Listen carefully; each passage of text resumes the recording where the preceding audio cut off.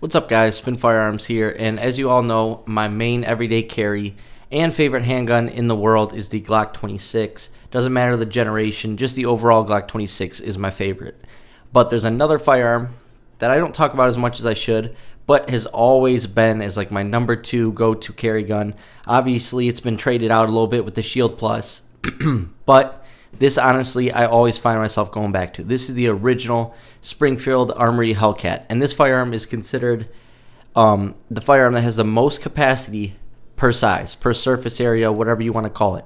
This could hold 11 rounds in what the SIG P365 could only hold 10 rounds, which obviously you got to give it up to the P365.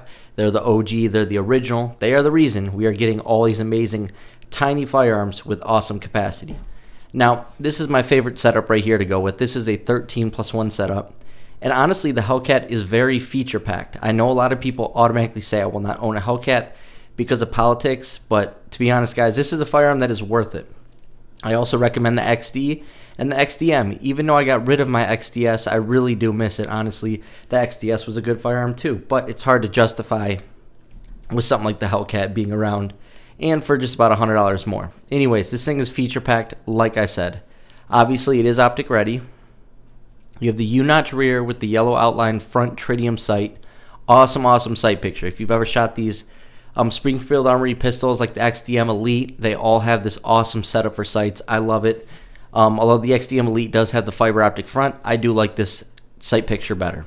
Now, front and rear serrations, they're nothing much, but they're just enough, and they're not too aggressive. Some people don't like them when they're too aggressive, so this is honestly a great option for you. And a lot of people even think that front forward serrations are pointless, which I go both ways. I don't mind racking the slide from either way, especially if you have an optic and stuff like that. And also, I do think press checks are a helpful thing.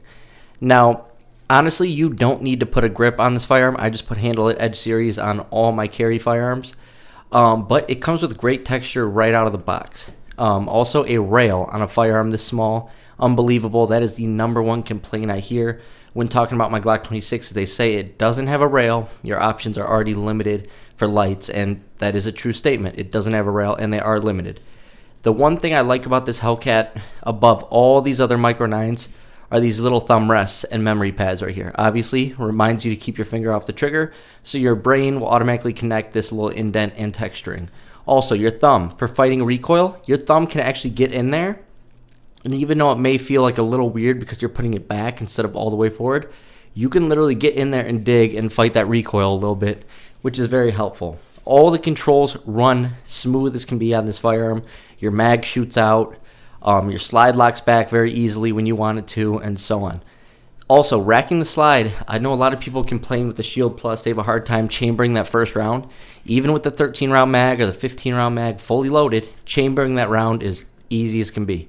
No problem. And then also, as well as having that round in the chamber, putting a full mag into your firearm is also easy as well. It has no issues. The firearm was designed flawlessly.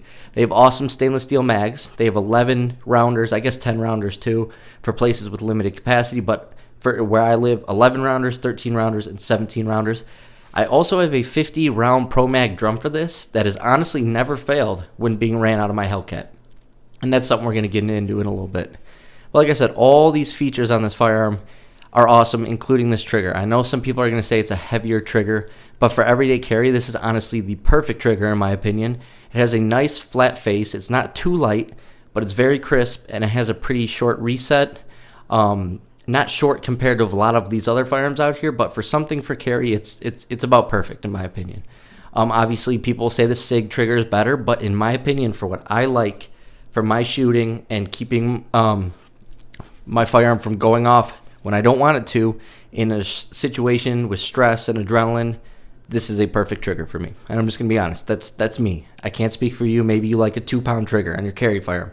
I don't. I like something that still has weight on it, but is very crisp.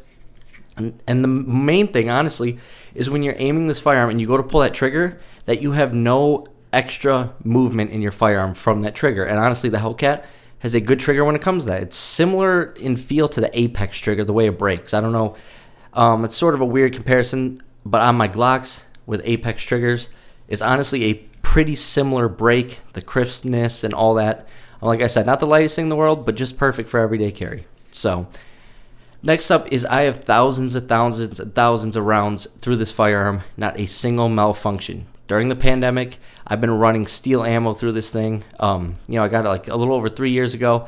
Ran steel ammo when I couldn't find any other ammo. It's ran cheap, off-brand stuff. It's ran good hollow points, cheap hollow points, red tracer rounds. I mean, literally just everything.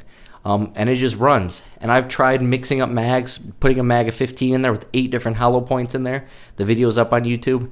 Not a single malfunction. I couldn't get this thing to malfunction. It just runs. And a lot of people will say Hellcat or 43X.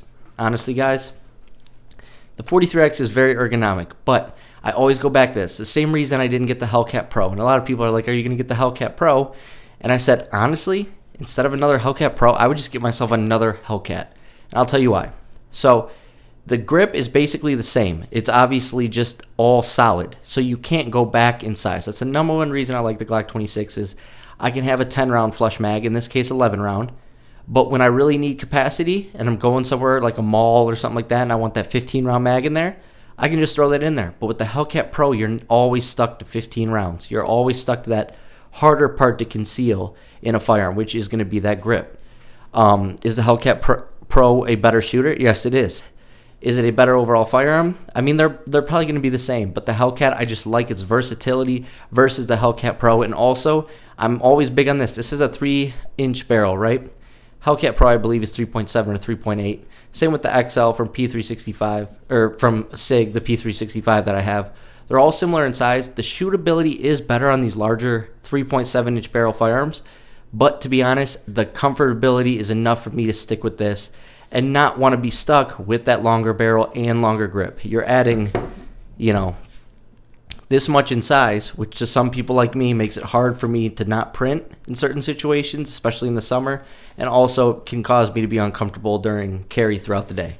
Honestly, I don't think you can go wrong with the Hellcat. People do say it's snappy, but it's still very easy to get back on target and a very accurate, small firearm that literally could flex in a home defense if you wanted to. Now, if you have a larger firearm, you're probably not going to do that. But with that 15-round mag in there and a rail to throw a nice light on there, you could make this a one-stop shop for firearms. If you had $500 to spend, you could get the Hellcat and literally cover all areas from pocket carry, everyday carry, to home defense. It's honestly just a good overall firearm. Like I said, the biggest thing that should matter out of all this, right? Looks is one thing, trigger's another thing, but if it's going to go bang every time, and I honestly have complete faith in this Hellcat. The design, I know people are going to say it's from Croatia. They're going to bring up the politics. Guys, the Hellcat is a beast of a firearm, and honestly has had no issues across the board. For instance, there's a whole generation of SIGs across the board, P365s, that were having issues.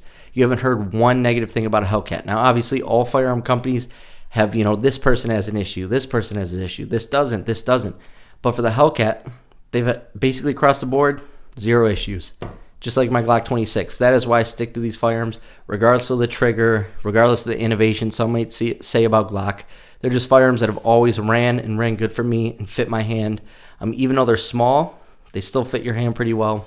The Glock is obviously thicker, but like I said, you could pocket carry this if you really wanted to, all the way to appendix carry. A good overall firearm.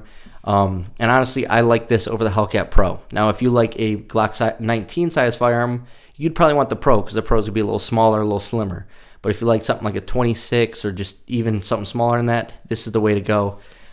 Very easy to conceal, very thin, about 1 inch thick. Love this thing. Anyways, that's the Springfield Armory Hellcat, the original.